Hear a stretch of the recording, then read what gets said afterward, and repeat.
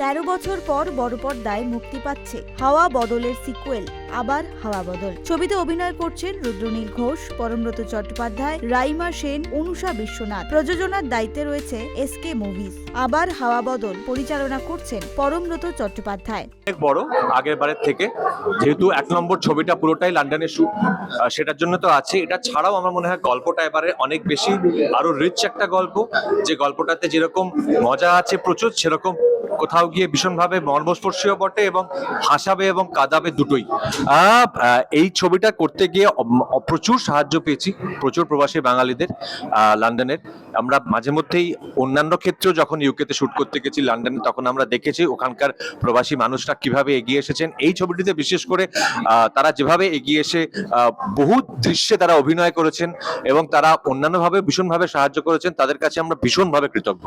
Don't take stress, remain young forever.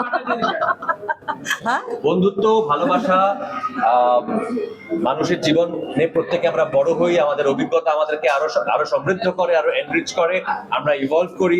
কখনো খারাপ সময় আসে, কখনো ভালো সময় আসে, সবকিছুর ওপরে হচ্ছে বন্ধুত্ব এবং ভালোবাসা। এই বার্তাটাই দিতে চাই। যদি বাস্তব জীবনে এই হাওয়া বদলটা কোনোভাবে হয়, তাহলে কোন ক্যারেক্টার বা কারোর জীবন?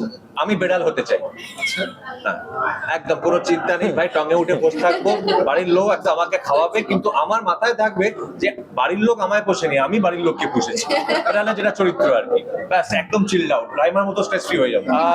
আমার কিছু ছবির ক্ষেত্রে, কিছু ধরনের ছবির ক্ষেত্রে আমি বারবার যার কাছে ফিরে যাই, সেই ইন্দ্রদীপ দাশগুপ্তরই মিউজিক।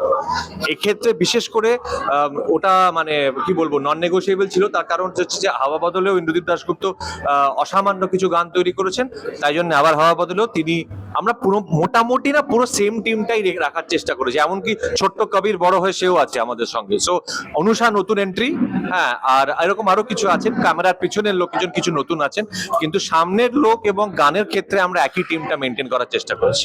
পর্দায় সত্যজিতের চরিত্রে দেখা যাবে পরমব্রত চট্টোপাধ্যায়কে। রাজস্বীর ভূমিকায় অভিনয় করবেন অভিনেতা ও বিধায়ক রুদ্রনীল ঘোষ। রাইমা সেনকে দেখা যাবে পরমব্রতর স্ত্রীর চরিত্রে।